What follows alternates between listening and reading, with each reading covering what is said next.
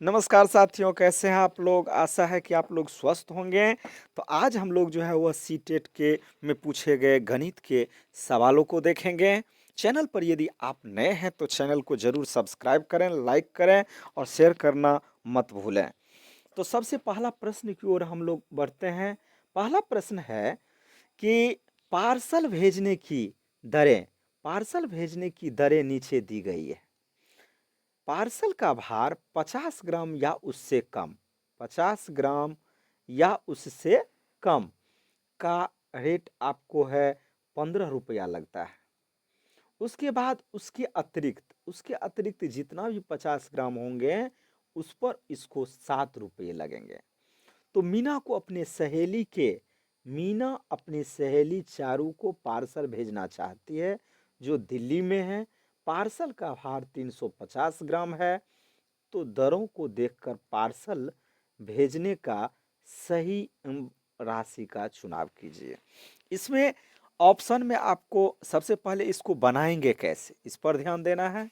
इसमें लिखा हुआ है कि 50 ग्राम का आपको सबसे पहले जो 50 ग्राम होगा उसका आपका जो दाम यानी कॉस्ट जो है वह लगेगा आपको 15 रुपये चार्ज लगेंगे। 50 ग्राम प्रथम का 15 रुपये, उसके बाद जितने भी 50 ग्राम अधिक होंगे उसका 7 रुपये।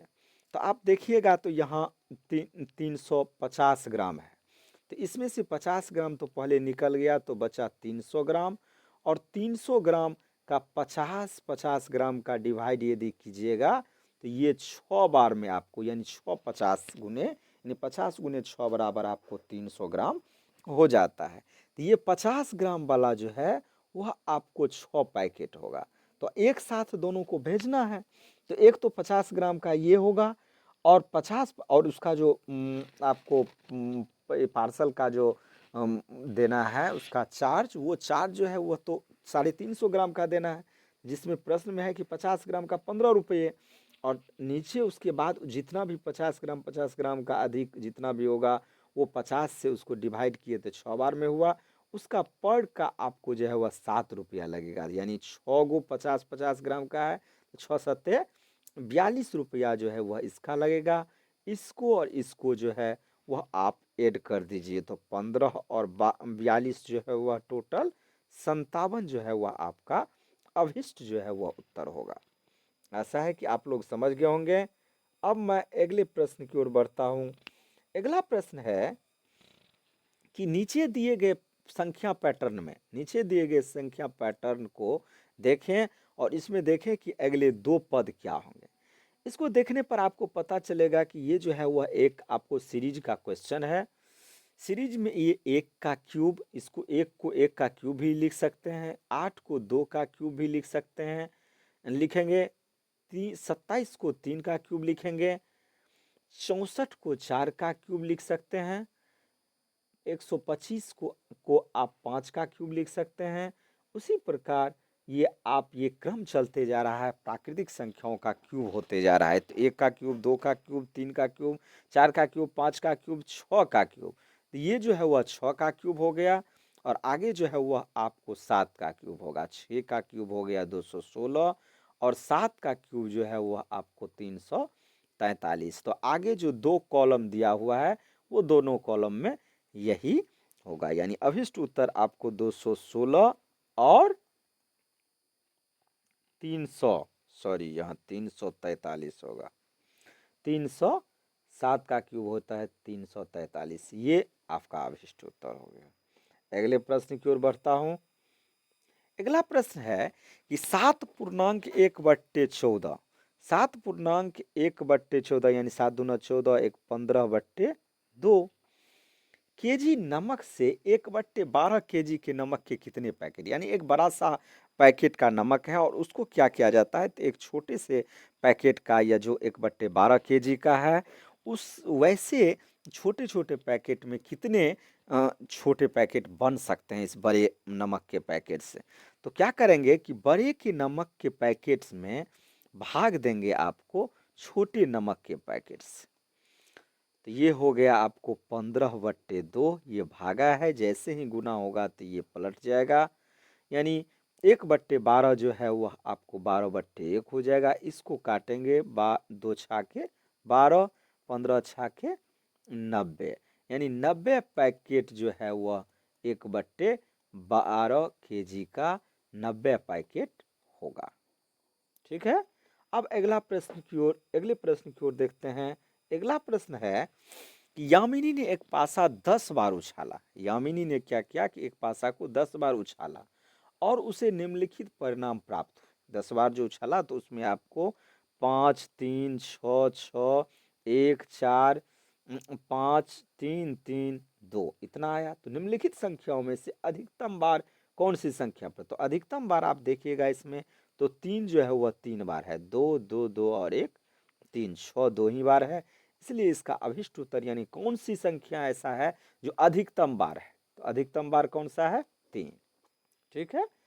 अब अगले प्रश्न की ओर बढ़ते हैं। अगला प्रश्न है, ये प्रश्न ऊपर का मैंने बता चुका हूं, अभी जस्ट ही नीचे का प्रश्न देख रहा हूं। ये आपका भी बोर्ड मास पर रिलेटेड है। भी बोर्ड मास में भी की आवश्यकता यहाँ पर नहीं है, बी का भी नहीं है। खैर भी बोर्ड मास में आप देखिएगा भी बोर्ड मास, तो इसमें आपको ब्रैकेट विनकुलर की चर्चा नहीं है, उसके बाद ब्रैकेट की भी चर्चा नहीं है, ऑफ मने का की भी चर्चा नहीं है। ये 4 DMAS इतनी की आवश्यकता है। तो इसमें सबसे पहले आप इसमें जानते हैं कि सबसे पहले विनकुलर की जो है वह क्रिया होती है, जिसको आप रेखांकित कहते हैं। उसके बाद ब्रैकेट का यानी कोष्ठक का, कोष्ठक में भी सबसे छोटी कोष्ठक का, उसके बाद मध्यम कोष्ठ का, हाँ उसके बाद बड़ी कोष्ठक की क्रिया होती है। चाहे उसके अंतर फिर प्रियोरिटी जो है वह देंगे आपको भाग, गुना, जोड़, घटाव का। लेकिन क्रिया होगी छोटी, उसके बाद मध्यम, उसके बाद बड़ी। उसके बाद होता है ऑफ का। बी से हो गया ऑफ। ऑफ माने जहाँ को आकर का हिंदी में दिया हो उसकी क्रिया होती है। यहाँ का भी इसमें नहीं है। अब तो अब किसकी क्रिया होगी? डी माने डिवाइड, भाग का। तो सब और जितनी भी संख्या है उसको वैसे ही छोड़ देंगे। 25.3 गुने 5 माइनस, अब सबसे पहले भाग का करेंगे तो 35/7 तो कितना हो गया? 35/5 तो कितना हो गया? 7 माइनस 3 गुने 18.5। अब गुना की क्रिया होगी, इसको गुना करेंगे। 5 तिया 15, 1 पछे 25, 1 26, 5 दूना 10 और 2 12, ये हो गया।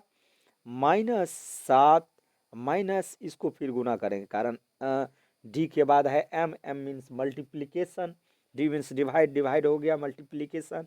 मल्टीप्लीकेशन कर रहे हैं अभी, और घटाओ जोड़ कुछ नहीं करना है। तो इसको जब देखेंगे गुना करेंगे तो ये हो जाएगा 5 तिया 15, अतिरिक्त 24, 1 25, 3 3 और 2 5, इतना हो गया। 5 तिया 15, अतिरिक्त 24, 1 25, 2 3 3 और 2 5। अब क्या करना है? तो ये दोनों तो घटाओ एक ही है, इसको एक साथ हम जोड़ देंगे।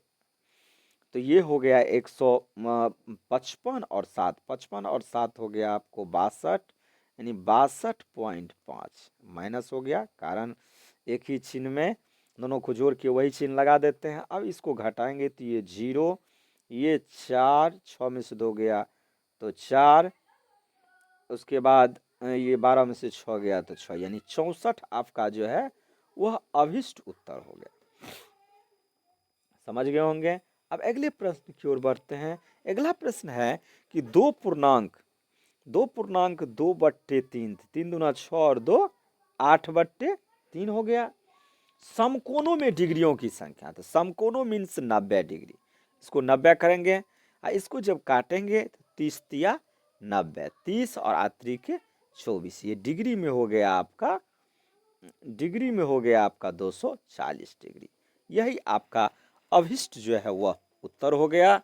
और कुछ प्रश्न है जो आपको मौखिक भी मैं बता के आप लोगों को समझा देता हूँ। एक प्रश्न था, छूटा तो नहीं है, त्रिभुज के तीनों कोणों का योगफल। तो त्रिभुज के तीनों कोणों का योगफल आपको पता है कितना होता है? 180 डिग्री। आप लोग प्रश्न, अपने प्रश्न को देखिएगा, उसमें जरूर जो है वह ये प्रश्न पूछा गया है। उसके बाद एक आपका क्वेश्चन है जो इसमें नहीं लिखा गया है, 39 नंबर, कि एक संख्या में 8 जोड़ने पर, एक संख्या है, फ्रेश नए पेज पर मैं बता देता हूं, एक संख्या है जिसमें 8 जोड़ने पर, प्रश्न में है कि एक संख्या में 8 जोड़ दिया जाए, तो 8 जोड़ दिए तो वह दुगुनी हो जाती है। तो दुगुनी मतलब जो पहले x था वह 2x हो गया। अब इसको जब देखिएगा तो ये 8 इधर ही छोड़ देते हैं, चर मान को एक साइड कर लेते हैं, तो 2x और ये प्लस x जो है वो बराबर की इस साइड जाके माइनस x होगा, यानी 8 बराबर आपको 2x माइनस x हो जाएगा। तो आपकी संख्या का मान पता चल, तो कहता है कि वह संख्या क्या है, तो संख्या कौन सा हो गया 8, x ही संख्या माने हैं, संख्या बराबर x माने है और जिसका मान आपको 8 है, अतः अभिष्ट उत्तर यही हो जाएगा। उसके बाद एक प्रश्न और पूछा गया था कि 1 मिलीमीटर बराबर कितना, 1 मिलीमीटर, 1 मिलीमीटर बराबर कितना होता है, और बराबर है, इसमें पहला ऑप्शन था 0.1 सेंटीमीटर, दूसरा ऑप्शन था 0.01 मीटर, तीसरा ऑप्शन था 0.1 मीटर और चौथा आपको था 0.01 सेंटीमीटर। इसमें जब आप देखिएगा, इसको एक चार्ट मैंने इसमें बताया हुआ हूँ, नहीं बताया हूँ तो यहाँ आप लोग सीख लीजिए। Milli, centi, deci, metre, deca, hecto,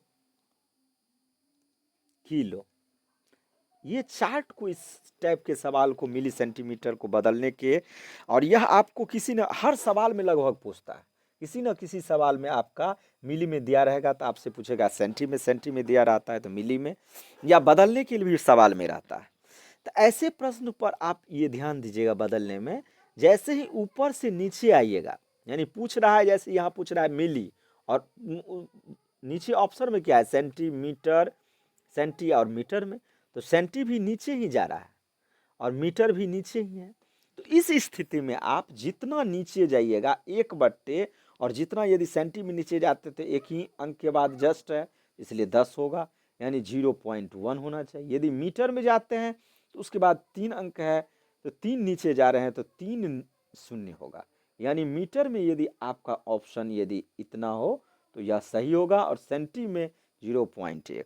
तो इसमें जब आप देखिएगा तो इसमें पूछ रहा है यही, जो 1 मिलीमीटर बराबर कितना सेंटीमीटर या मीटर में, तो मीटर में ये ऑप्शन संभव है नहीं, 0.1 होगा नहीं, 0.01 भी नहीं होगा, 0.1 भी नहीं होगा, और ये सेंटीमीटर में भी ये भी पॉसिबल नहीं है, इसलिए इसका उत्तर पहला होगा। ठीक है, और इसी में जब आप ऊपर से ये नीचे से तो ऊपर आए, और जब नीचे से ऊपर से नीचे आया, जब नीचे से ऊपर जाइएगा तो जितना ऊपर जाइएगा उतना 0, यानी 1 मीटर बराबर पूछेगा कितना मिलीमीटर, तो 1000, एक के बाद 3 अंक, 3 स्टेप ऊपर जा रहे हैं तो 3 0, यानी 1000 मिलीमीटर।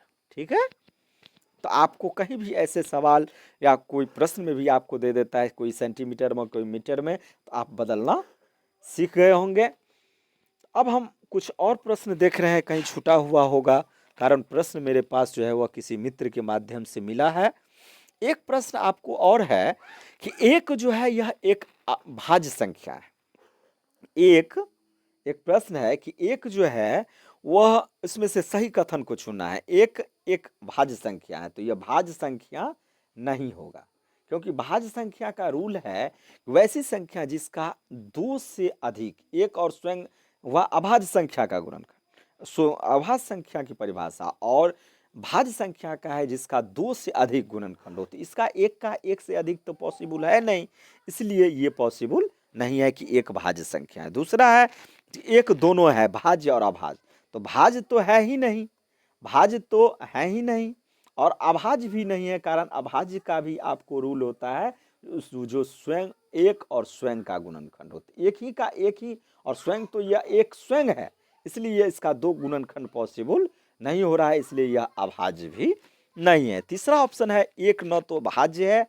और न ही अभाज्य है, बिल्कुल सही, यह तो यह दोनों में से कोई जब नहीं है तो यह न तो भाज्य होगा और न ही अभाज्य होगा।